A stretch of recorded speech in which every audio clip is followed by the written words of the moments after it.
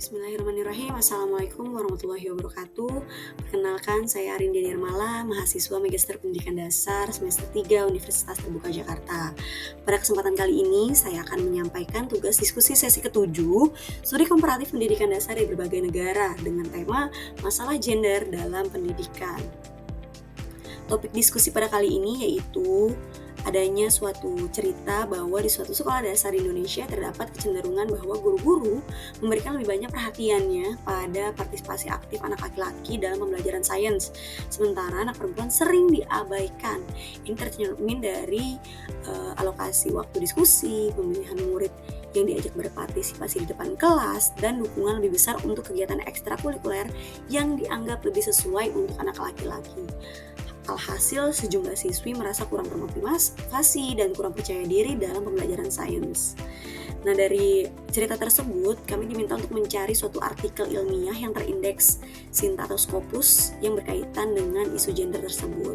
Analisis yang kami lakukan berdasarkan bab pendahuluan atau rumusan masalah dan bab hasil pembahasannya.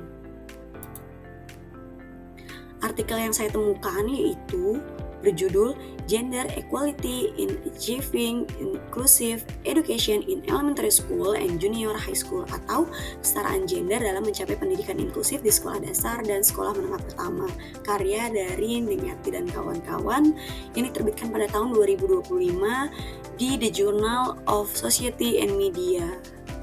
Artikel ini membahas secara langsung bagaimana bias gender yang terjadi dan sikap-sikap guru yang dapat mempengaruhi partisipasi siswa di sekolah tersebut. Pada bab pendahuluan, di sini peneliti menegaskan bahwa pendidikan itu harus melihat dimensi kesetaraan gender, karena itu merupakan suatu hal yang cukup penting dalam suatu pendidikan. Yang kedua, masih banyak kesenjangan gender baik dalam akses, partisipasi, maupun perilaku guru terhadap siswa laki-laki dan perempuan. Indonesia masih menghadapi kesenjangan gender dalam pendidikan, terutama di tingkat dasar dan menengah. Dari pendahuluan tersebut dapat diidentifikasikan rumusan masalah secara implisit sebagai berikut.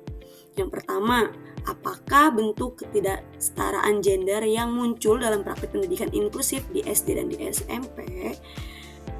Hal ini dikarenakan adanya siswa perempuan merasa kurang mendapat dorongan dan perhatian untuk berpartisipasi aktif, dan laki-laki lebih dominan dalam ruang akademis tertentu, terutama IPA atau matematika.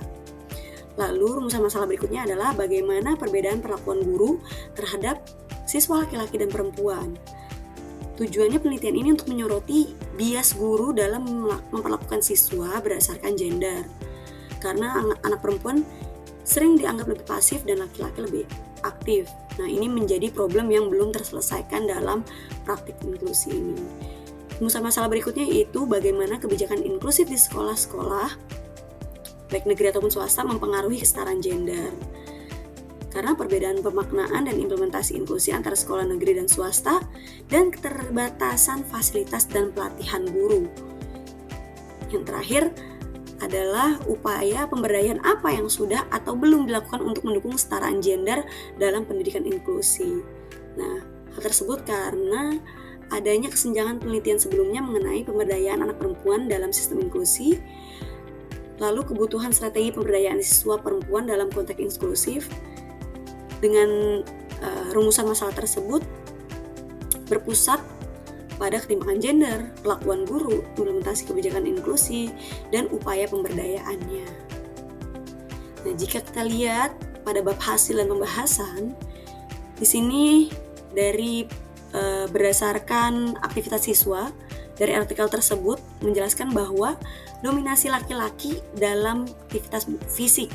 Nah, hal ini menunjukkan penguatan stereotip maskulinitas atau fisik atau agresif. Yang kedua, dominasi perempuan dalam aktivitas seni. Nah, perempuan itu diposisikan dalam aktivitas yang lembut dan estetik.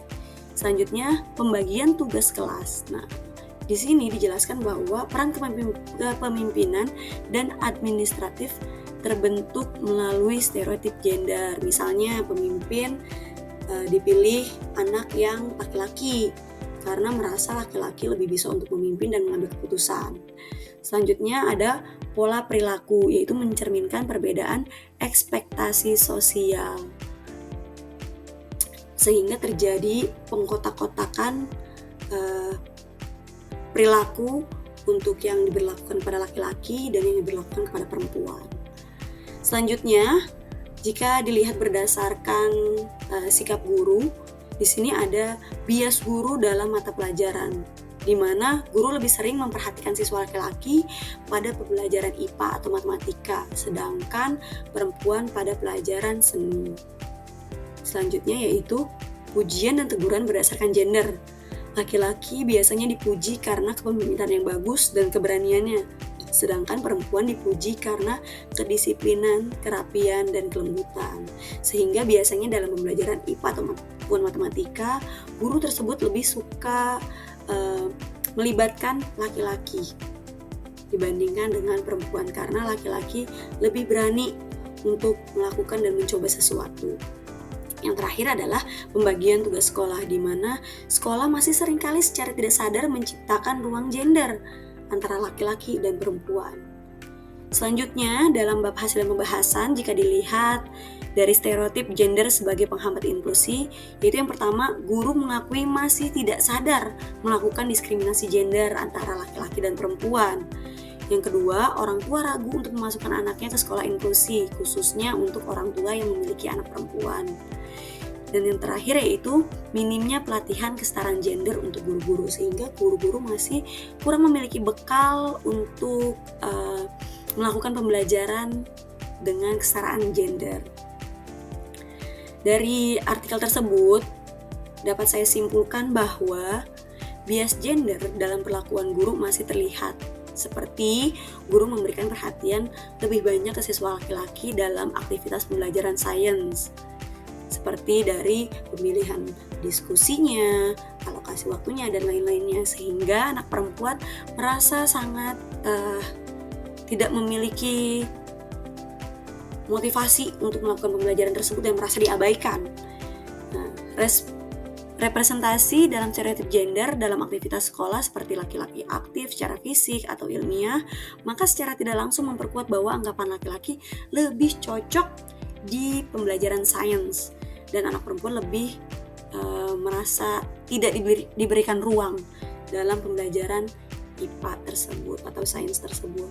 Selanjutnya, motivasi kepercayaan diri siswa perempuan dapat menurun karena anak perempuan tersebut merasa kurang dibantu atau dilibatkan dalam pembelajaran.